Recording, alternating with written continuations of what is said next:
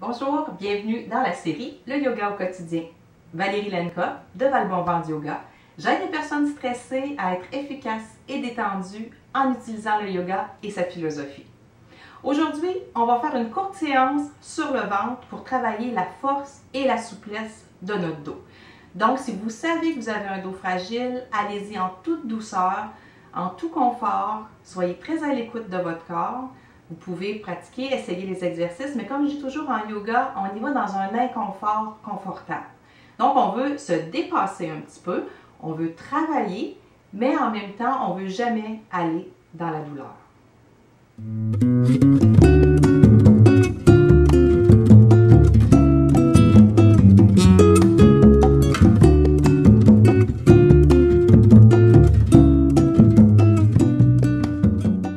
Avant de commencer, si vous n'êtes toujours pas abonné à ma chaîne YouTube, je vous invite à le faire juste ici, dès maintenant. Profitez-en, vous allez pouvoir avoir accès plus facilement aux vidéos que je vais alimenter tout au long de l'année. Puis maintenant, on va commencer par, comme d'habitude, prendre un petit moment juste pour se déposer, s'asseoir, arriver sur notre tapis. On peut relâcher. Ce qu'on va faire aujourd'hui, on va expirer par la bouche. Donc, inspirez, montez les épaules dans vos oreilles et relâchez. Laissez tomber. On inspire, on monte. On laisse tomber, on relâche les tensions. Inspirez.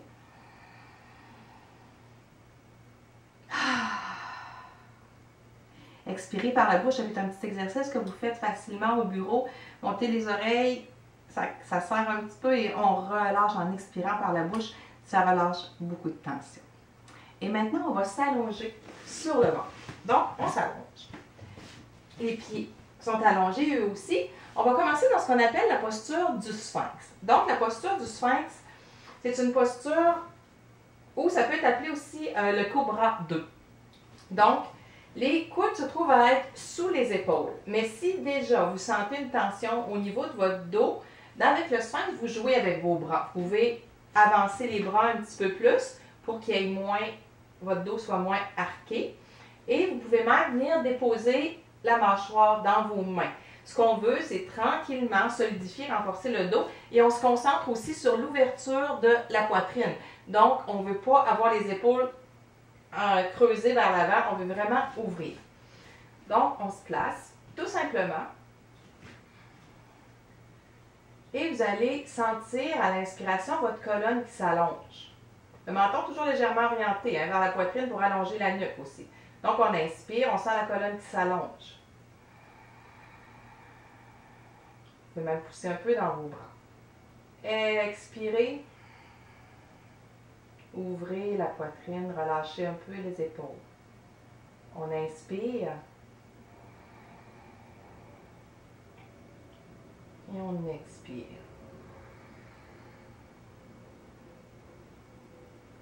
Une posture que vous pourriez faire en écoutant la télévision quelques instants pour pratiquer. Au lieu d'avoir un dos voûté, en vieillissant, vous allez avoir un dos solide, fort, souple. Donc, vous allez rester droit plus longtemps.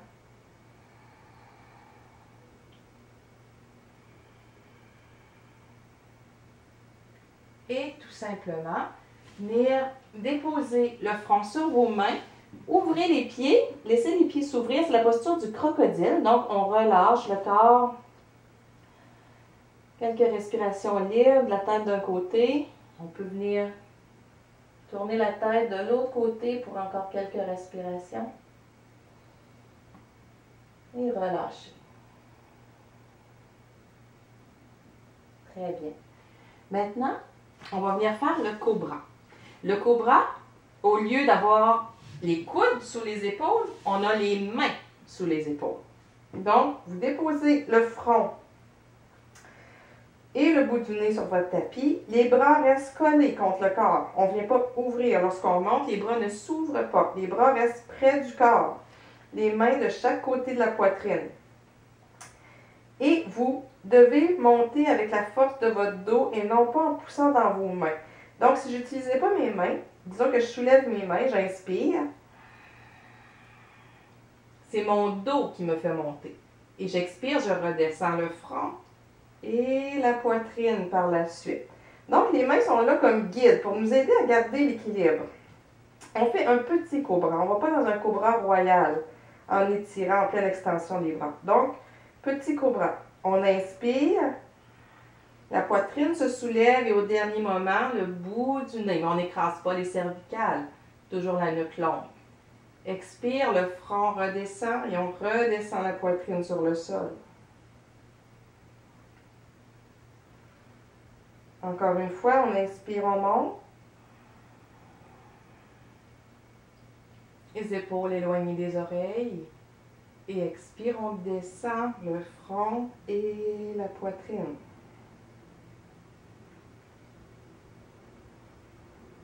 Inspirez. Montez. Et ici, vous allez faire un test. Soulevez vos mains. Si vous ne pouvez pas soulever vos mains, c'est que vous êtes trop haut. Déposez les mains. Expirez, descendez le front et la poitrine. Une dernière fois. On inspire, les pieds restent au sol. Les jambes poussent dans le tapis. Expire, le front descend. Et on redescend. Et ici, vous allez pouvoir venir placer de nouveau le visage sur les mains. Vous pouvez faire des petits essuie-glaces. Balancez tout doucement. De gauche à droite. Faites des petits essuie-glaces avec vos jambes.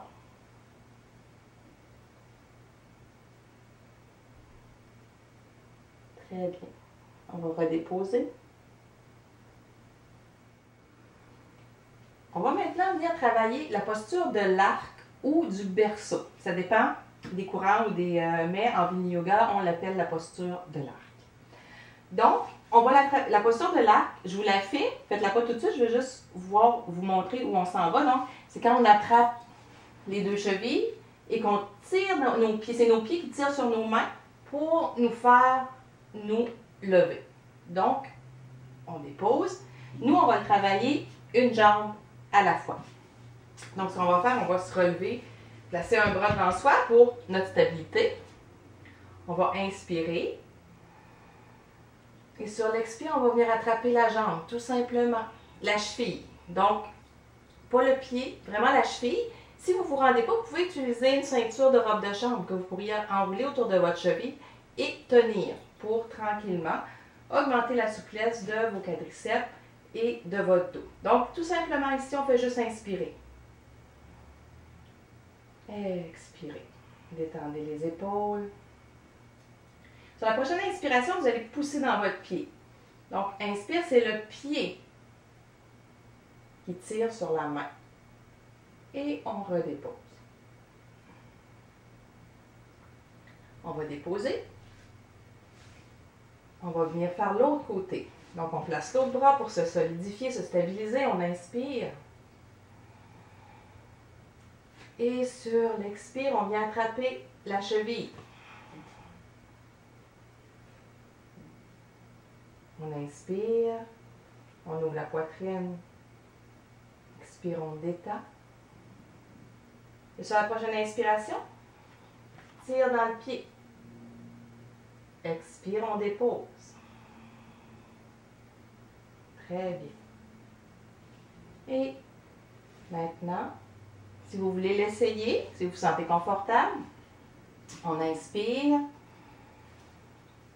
Et sur l'expire, on vient attraper les deux chevilles.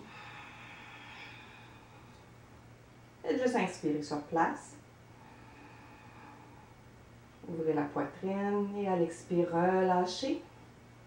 Et si vous vous sentez à l'aise, juste un peu, inspire, tirez dans vos pieds, poussez dans vos chevilles, dans vos mains. Et expirez, descendez. Très bien. Et maintenant, placez les mains de chaque côté de la poitrine. Et tout simplement dans la posture de l'enfant. Relâchez. Vous pouvez ouvrir les jambes, laissez l'abdomen, respirez librement.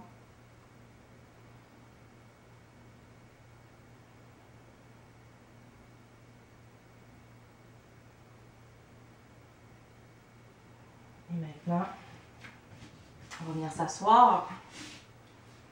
C'était un court enchaînement pour travailler la force et la souplesse de votre dos. Le dos, c'est ce qui souvent a le plus de tension, le plus de douleur, le plus de courbatures. On y accumule énormément de stress. Donc, de le renforcer, de le travailler dans la détente et dans la force, ça l'aide à se maintenir en santé. Là-dessus, je vous souhaite une excellente fin de journée. Je vous dis namasté. Et si ce n'est pas déjà fait, abonnez-vous à ma chaîne YouTube ou encore demandez un appel zen pour en apprendre plus. Namasté.